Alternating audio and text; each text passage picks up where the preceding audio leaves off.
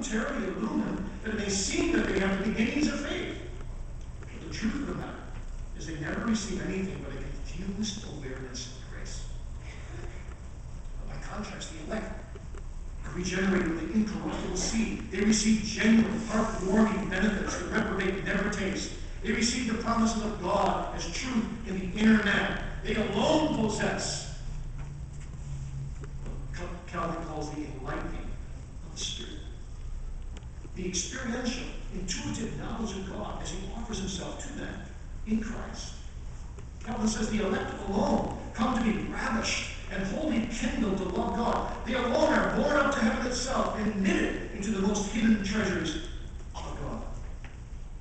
The Spirit, he says, strictly speaking, seals the forgiveness of sins in the elect alone so that they apply it by special faith to their own use. Now it's interesting that when Calvin gets to this part, where he distinguishes the elect from the reprobate, he speaks more there about what the Spirit does in us than what Christ does for us. For here the line of demarcation is more sharply drawn. And he often uses strong terms here. He speaks about inward experience, about feeling, about enlightenment, perception, even about violent emotion.